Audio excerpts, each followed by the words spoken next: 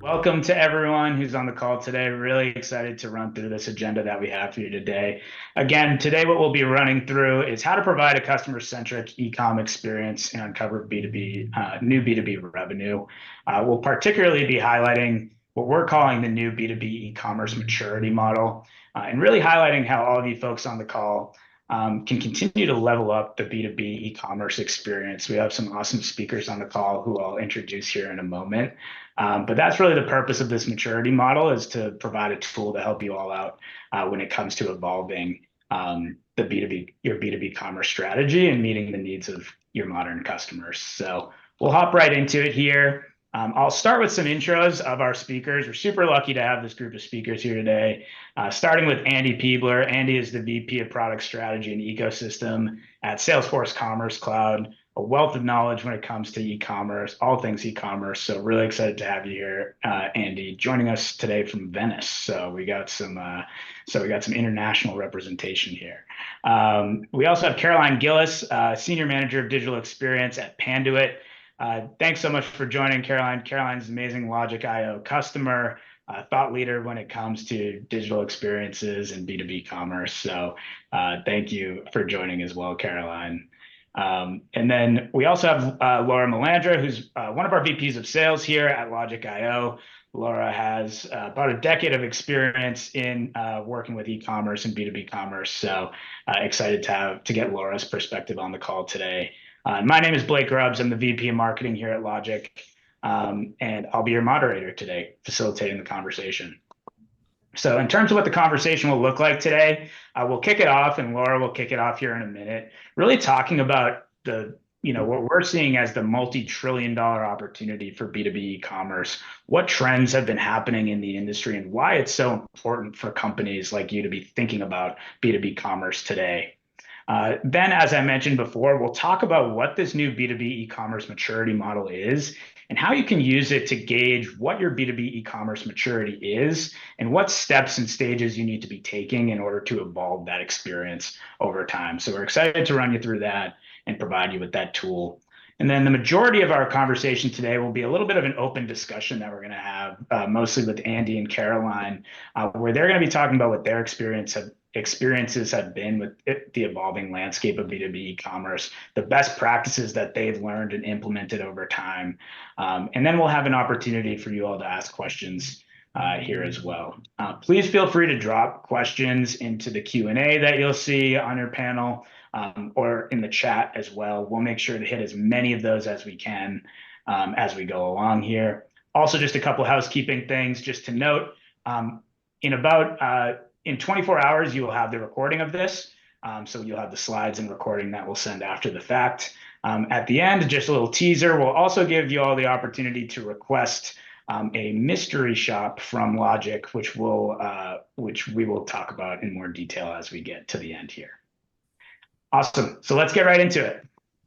Laura, I will pass it to you. Thanks, Blake. Thanks, everyone, for joining today. I'm Laura.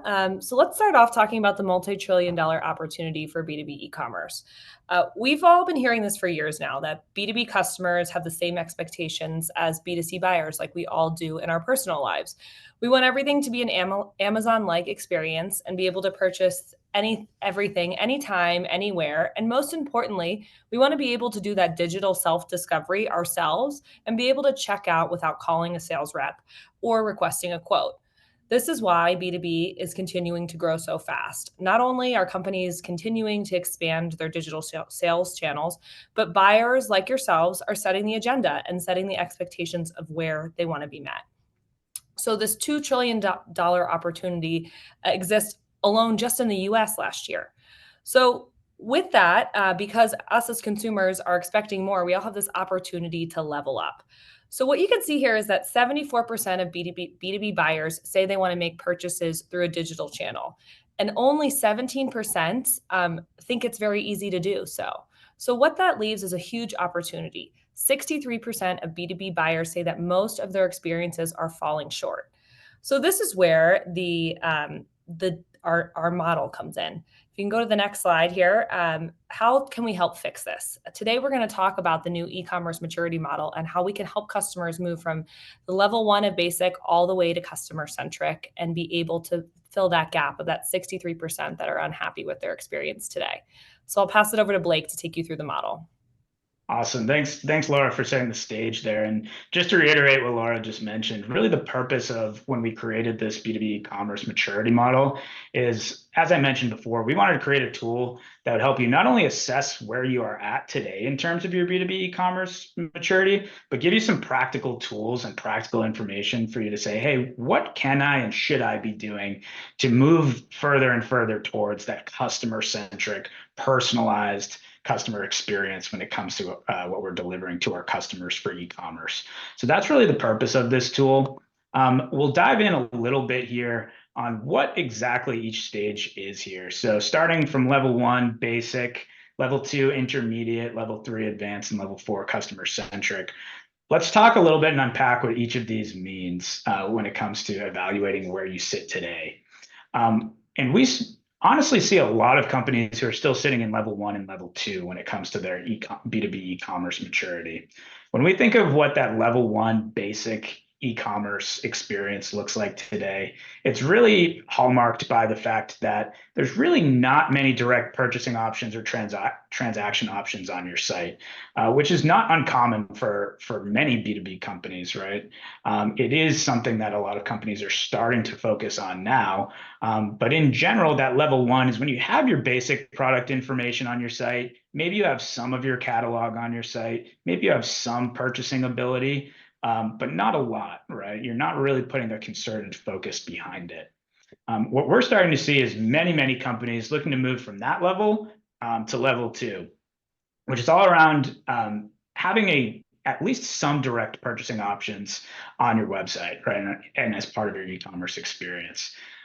In this kind of phase of the maturity model, you probably don't have all of your products that you're selling online. You probably don't have all of your offerings that you're putting on there. And it's probably not the optimal experience yet, but you're working on making more of your products available to purchase and transact on in a digital self-service manner. Which is a really important step, right? Getting your processes in place and getting your technology stack in place just to do that is a really important step. And we'll talk more about how to take that leap here in a minute.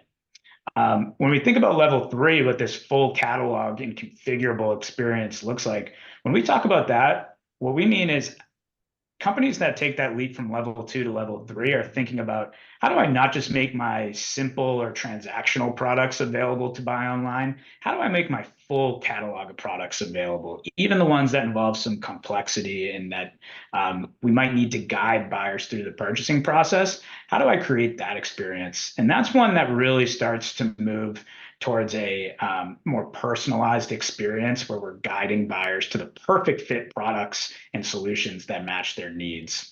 And then lastly here, when we think about level 4, it's that truly customer-centric experience where we are providing not only the ability to purchase all of our products online, but we're providing it in a way that is personalized. It is in a way that is consistent across all buying channels, and in a way that is truly connected across all the channels that you are selling through today. So this is really the motion that we are hoping to provide to you and provide some guidance on to you today.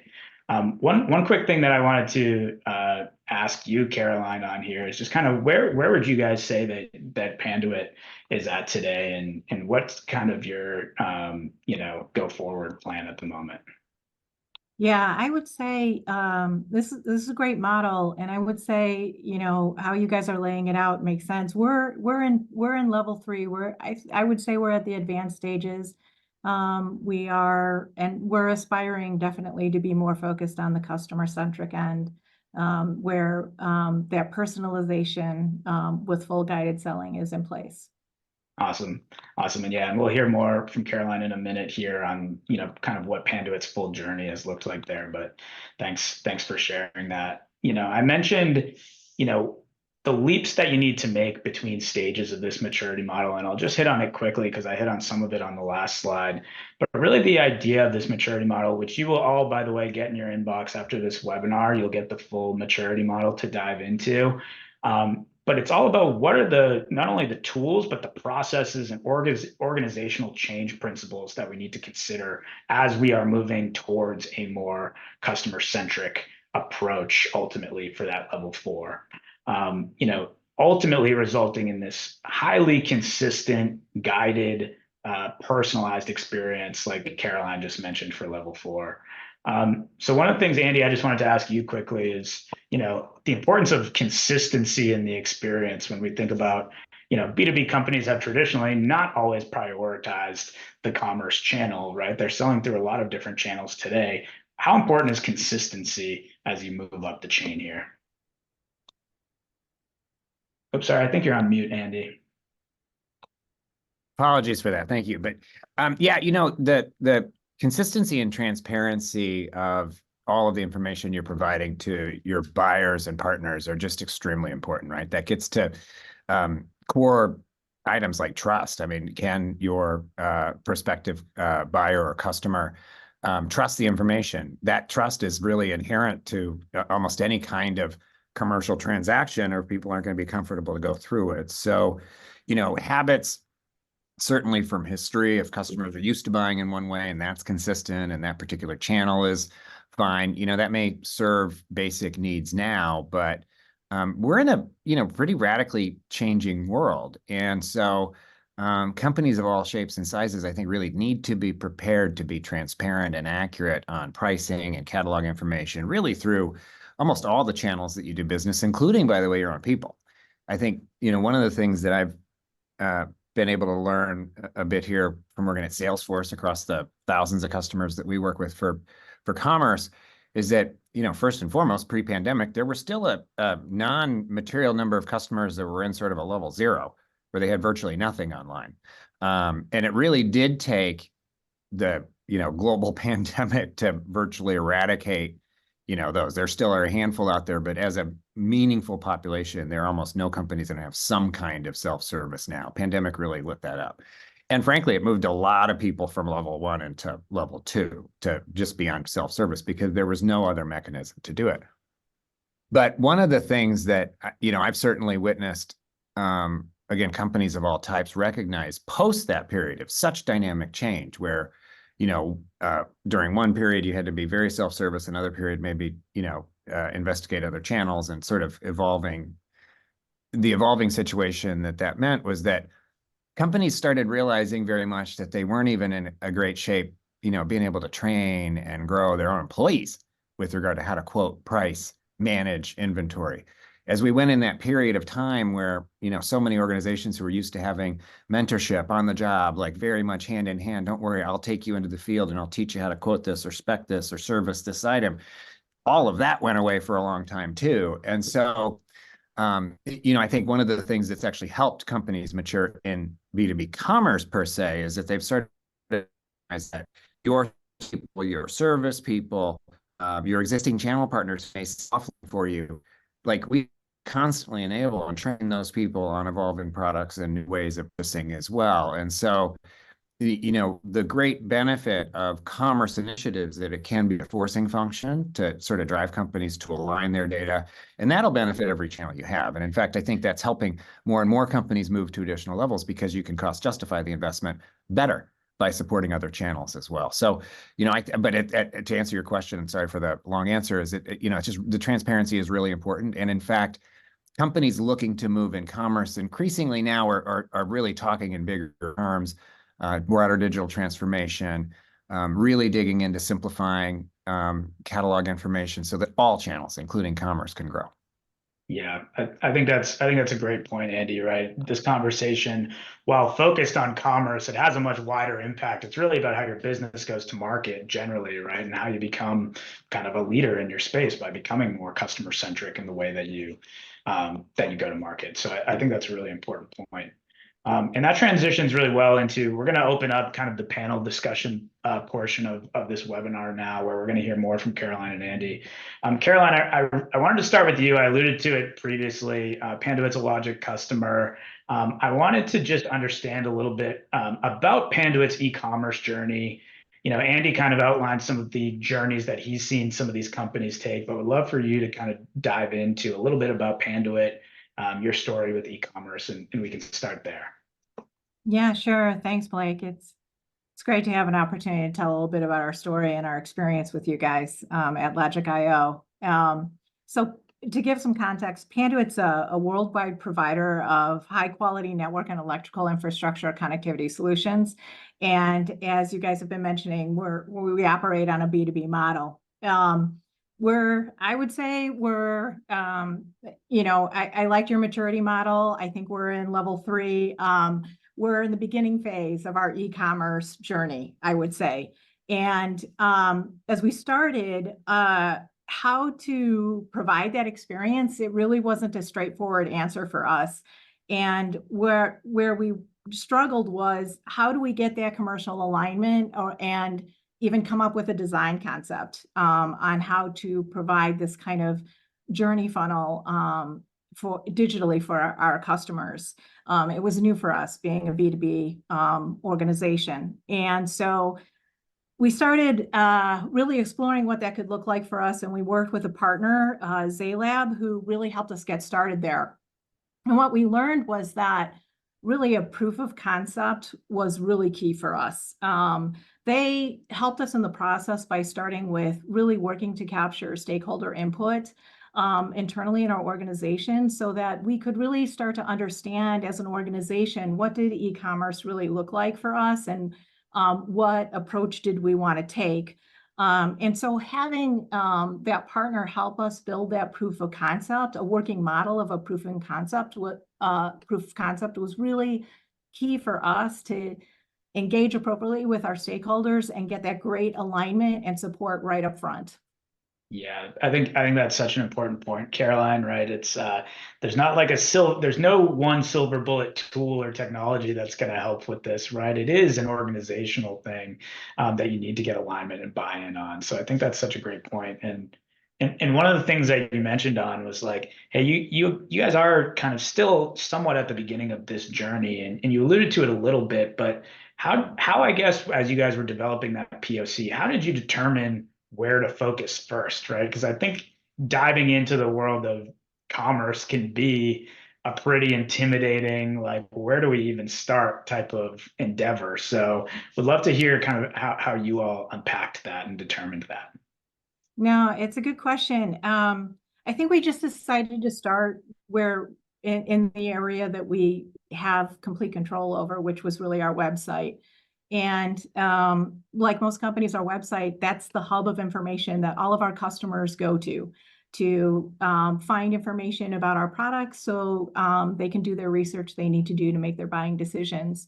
And I think for those customers that know what they're looking for, it's great. They can go there, they can find the part numbers, they can find the information about the part numbers.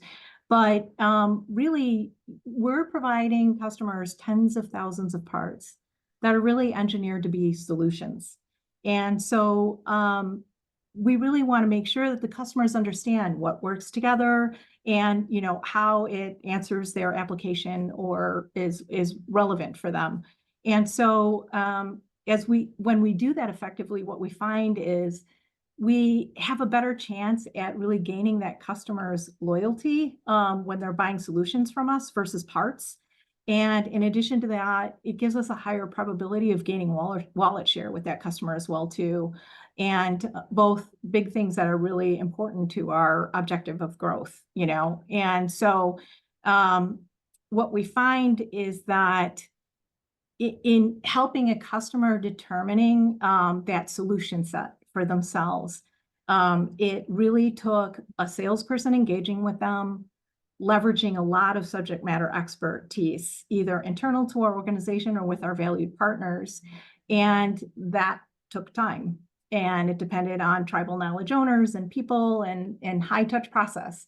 And so really what we were looking to do is how do we take that process and streamline it, provide it an intuitive digital experience and scale so that we can grow. Yeah, I think that's such an interesting insight there, Caroline, specifically what you mentioned around the connection between providing this solution selling experience and connecting that with loyalty, right? Because I think that sometimes folks think about the e-commerce experience as transactional, right? But it is something that can help differentiate, your overall relationships with your customers. Is that fair to say, do you think? Oh yeah, for sure. For Yeah. sure. Well, Yeah. it It's helps, important. it certainly helps customers be more informed, even if they have to talk to you, even if whatever they need to buy does require a conversation. Again, it boosts confidence. So they're going to be better prepared to talk to your folks. It takes less time, even when they do have to talk to them. Yep. No, it's a Absolutely. great point, Andy. A lot more efficiency in the process for sure. Absolutely. And one more question I had for you, Caroline. So you talked about kind of the strategy and where you all decided to start. How did you start to move from, okay, we think that we know where we want to start. We've kind of picked our starting point here. How do we go and make this a reality? How did you start to do that? I know you mentioned you're working with your partner Zaylab on this as well, but curious as to more tactically how you approached it.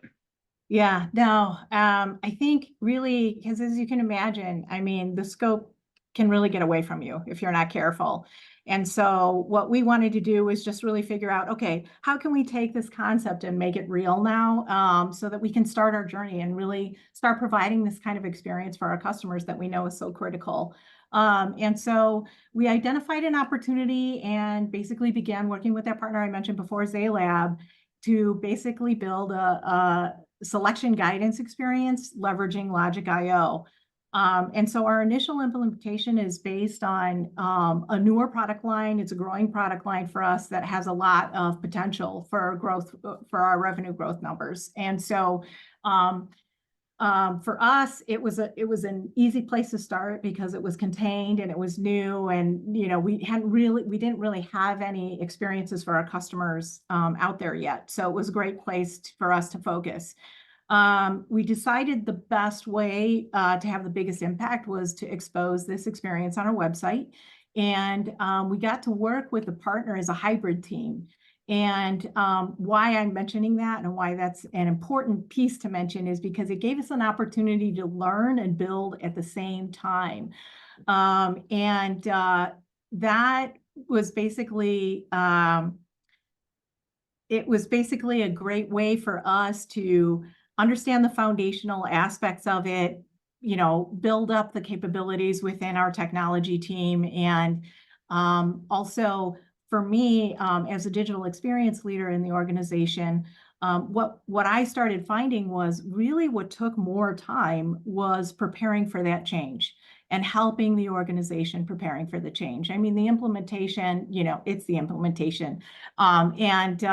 So I think working on the change management has really been eye-opening, and understanding how much how important this e-commerce experience can be for our customers, and getting all the support from the organization has been really great. I'm excited about the opportunity of us having this on the website, but to Andy's point, also being able to leverage what we build to provide that experience consistently across other channels as well too. And I like how Andy phrased it, earning that trust and enabling customers to have that confidence and that experience that they're having with us, and through other channels potentially. That has great potential for us. And so really we're looking forward to seeing how customers react to this. And I'm glad that we worked as a hybrid team to kind of set us up for success, to iterate and enhance this and continue it growing, and scale it for all of our product sets as well. Yeah, that's great, Caroline. And again, I just love the way that you're kind of talking about how Panduit, like as a business, as a company, has kind of all rallied around this, and how it's, just as much about kind of the go-to-market culture of the company as it is about, hey, we have a new channel that we're going to try to sell through, right? So I love one thing you alluded to, Caroline, and I want to kind of toss it your way a little bit, Andy. You were talking about kind of the trends that you're seeing and the ability to build trust through B2B commerce and things like that. Would love to hear from you on just, you've worked with hundreds and hundreds of customers on these B2B commerce initiatives. Curious as to what you're seeing or hearing most recently when it comes to any, accelerating trends when it comes to companies who are looking to evolve their strategy, implement new tools, implement new strategies in their digital customer experience. Wondering if you can expand on that a little bit. Well, this is an area where, Blake, I think the framework that you laid out is pretty useful actually to help companies sort of understand the differences. I think, as you alluded to earlier with the maturity framework that you all have built, a lot of companies have some kind of commerce, and most typically the easiest possible approach is sort of like consumable type products, recurring purchase items, supplies that go to the machine, parts, things like that. Those tend to be, the earliest targets for self-service commerce of all types, quite frankly, in any business. And so, first of all, there's still a lot of companies that don't even have all of those kinds of products available for purchase the way customers want to. So there's room to kind of move through the catalog, if you will, up the chain, add more products that could be, purchase, consumable, self-service. We do studies as Salesforce, and we find that, a very, very high number of B2B buyers in any industry, loud and clear, say, if I know what I'm buying, I want to do it myself. I shouldn't have to talk to anybody if I know that thing. Now, they'll turn right around and the same people will say, if it's a new thing or if I have a question, I better be able to talk to somebody immediately and get that help right away. So, I think there are high expectations out there. So on one hand, I think we see a lot of companies just really continuing down the path of adding more and more different self-service options, expanding on the visibility of self-service support options. Still a shocking number of companies can't answer a basic question like, where's my thing? Because they don't know. Or a product requires some assembly or installation before certain things like subscriptions can start. And it becomes difficult to even provide that status to a customer in this new world. So that service angle is really more important. At the same time, though, I think what we've seen, and quite frankly, companies like Logic.io and the tools that you provide help a lot in this regard. Is we've seen companies moving away from, I would say, more traditional ways of storing complex pricing, complex configurable, complex fitment kinds of options, and really, I think, waking up to the need for tools and capabilities like what Logic provides.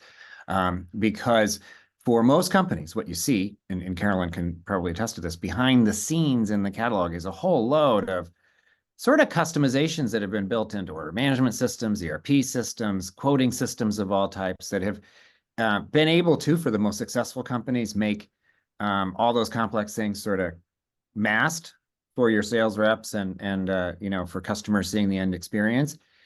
Digital does drive sort of an end of that kind of like glued together kind of approach, because you do have to, I think, get something more rigid. And it also wakes companies up to the fact that you're never like done with this digital transformation. You're going to be introducing new products. Guess what? 2 years from now, a year from now, you may need to even change how you charge for things. Like there's this entire subscription economy that's really only midway through its evolution in these realms. So in order to prepare yourself, I do think that we see more and more companies looking back and saying, well, wait a minute, I should actually maybe have a thought about, do I need this many SKUs in the first place? Do I need this many configuration options in the first place? And if in fact you do, I think looking to tooling like from Logic to be able to handle that variability. And again, that assumption that I'm going to add new stuff. I'm going to change my mind. I'm going to want to resort this later. And if you're sort of stuck in, quote unquote, hard coded or other ways of manifesting that you're just really stuck. It's extremely challenging. And unfortunately, some of the very best companies on the planet, some of the most customer-centric companies on the planet have, a lot of tech debt behind the scenes that they've built up over the years to be able to take those actions through the preferred channels you need. But at some point, that just becomes a blocker. And, it's not an easy task, certainly, to figure out where to get started first. But as Caroline said, like one of the best things that really, smart visionary companies can do is start when you enter into, materially new product lines or new types of products, for example, in the auto industry. So we see a lot of automakers really making a sophisticated transition for electric vehicles and then sort of moving on to traditional cars in the next. That becomes a really good way to kickstart this kind of initiative and teach the rest of the organization that there's value A in the self-service and regular channels kind of interacting. And then B, a lot of times you're also able to demonstrate that some degree of extra simplicity in terms of just all of these different ways to buy is also useful because it helps your people do better too. So that's certainly not the case in every case, but like the best companies as they go through this transition are moving from consumables and sort of supplies, parts, things like that to fully configured, more sophisticated goods. For sure, that's happening a lot more. And then B, what encourages me a lot more is that companies are able to take a bit of a time and rethink some of the inherent complexities that they have. I mean, we work with companies in transition that end up having 15 steps from quote to cash or otherwise, just because of all the things you have to do and do. And so there's a great benefit for a degree of actual data simplification.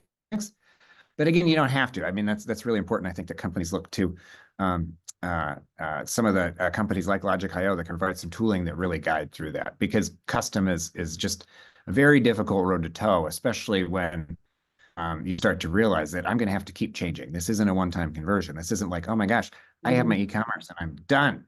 No, you're never done. You're never going to be done. Things will always be evolving. The best companies are always going to need to evolve. And so this becomes a really important time to be able to make some of those moves.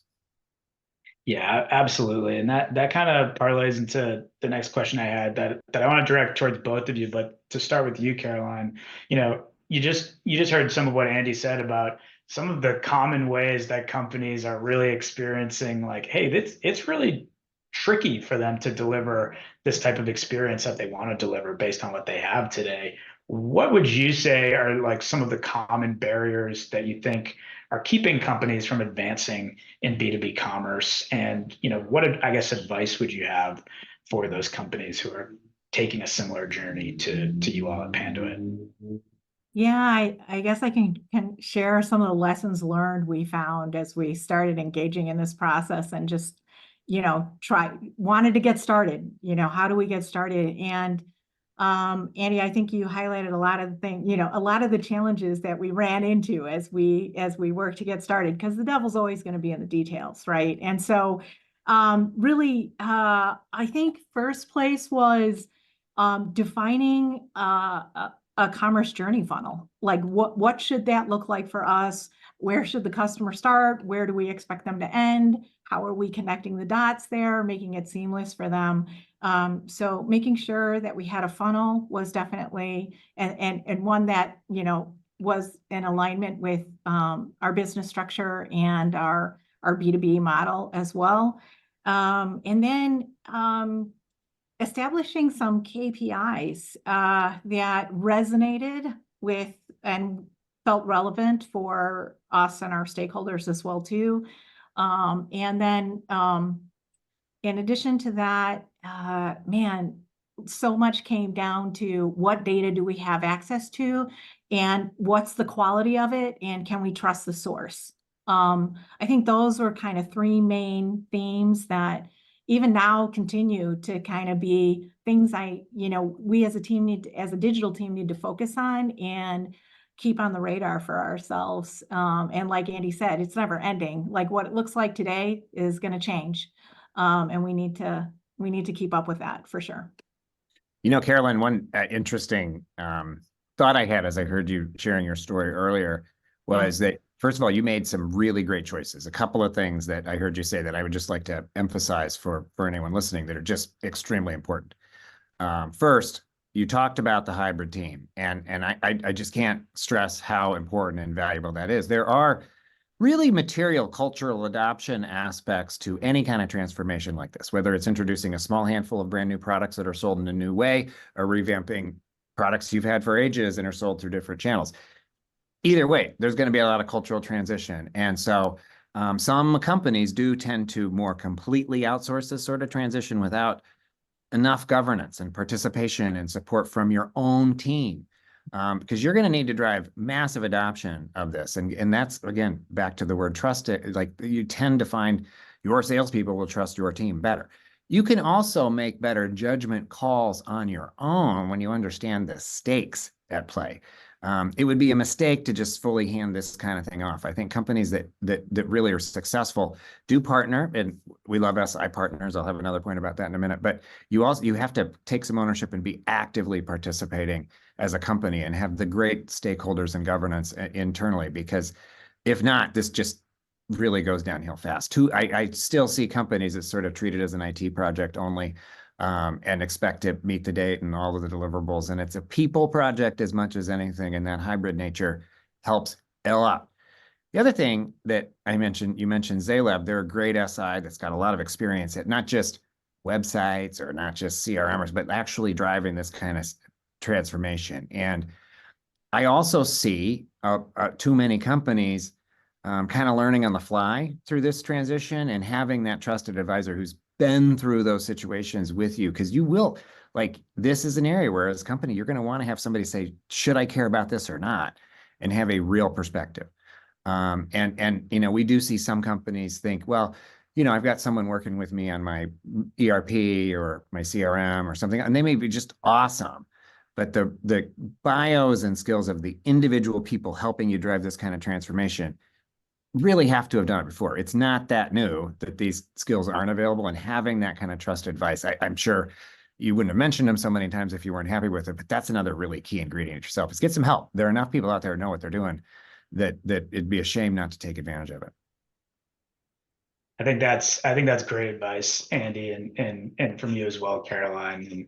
And we had a question come through the chat that was around a similar topic that I think you all just hit on, right? Which is, what percentage of your time should you be thinking about tech and tools versus, change management and business strategy around it, right? And it seems like what you're both saying is, lean in heavy on the business strategy and change management and cultural buy-in. Is that fair to say from both of you? Oh man, totally. 100%. Every successful e-commerce program has a meaningful adoption program that's almost always running. Yep. So one just reminder for the audience here, we have Q&A running. We have a few minutes left here, so I want to make sure we can get to as many questions as we can. So please go ahead and throw those in the Q&A section that you see on your screen here. We have a couple questions teed up that I want to start posing to you, and Andy and Caroline. One of the questions that we had, I'll just start with this one because you guys are just talking about it, is how do you choose the right partner, right? Andy and Caroline, you both mentioned, Zaylab is a company that isn't just like a website company. They don't just have CRM experience, right? They seem to be a true partner here. So I guess I'll start with you, Caroline. Like, what went into that evaluation process, and how do you go about choosing the right partner? I think the biggest part for us was really understanding the objectives we were trying to meet and laying that out as requirements. And then once, you have that, I think then assessing, like Andy said, there's a lot of great partners out there, but it's finding the ones that have the right skill sets and knowledge base that, help you meet your objectives, I think is the biggest piece that I would share. Yeah, makes a lot of sense. And Andy, what about you? Any thoughts on that? Yeah, I do think this choice is one of the most important that companies make as they're about to start on this journey. And, I always recommend paying close attention to the team you're getting and the individuals on the team and who will be there day in, day out. Again, a super common mistake is to say, well, geez, I have requirements. I know what I need to do. I just can hire an IT-centric vendor and they're going to go build it and turn it over to me at the end. But there is zero chance that a program such as what we're describing here won't see some level of tweaking or change throughout, like literally zero chance. I've never, ever seen a company starts with, even when they assume they do start with perfect data or great information or clarity on what they want, I have never seen that not evolve a little bit. And so sometimes the worst thing that can happen to organizations in that situation is if your SI partner just goes with it and builds everything as it flows, as opposed to being able to pause and maybe rethink, are we heading down the wrong path, or did some kind of a change? Does that mean we need to rethink? So I think having that hands-on experience to be able to just advise you when things evolve, what matters, what doesn't, is just super, super important in these things. And I do tend to think that the team you're working with matters a lot.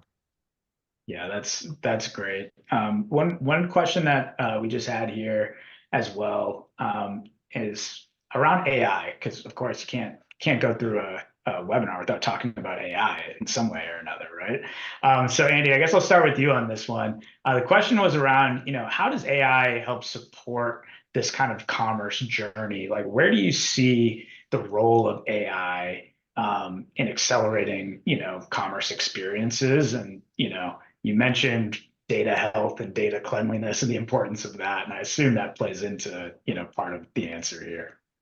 Yeah, it does. And it's interesting. We look at kind of three areas that AI is already helping a lot of companies evolve here. One is, IT, just developer productivity. And so it's quite feasible. And in fact, we incorporate this in our practices. We're at the point where we're incorporating some of this in our commerce products, where you can actually help your developers by auto-generating certain types of experiences, advanced configuration experiences, even website components, to just take coding out.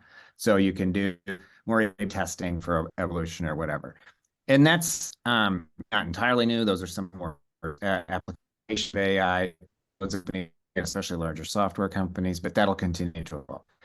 The second area is sort of customer side visibility. And this is more in the area of guided selling and helping make better recommendations using machine learning, using order tree. But, generative does have the ability, if you're training it on the right data with the right level of accuracy, to start to drive more guided selling, people recommendations, et cetera.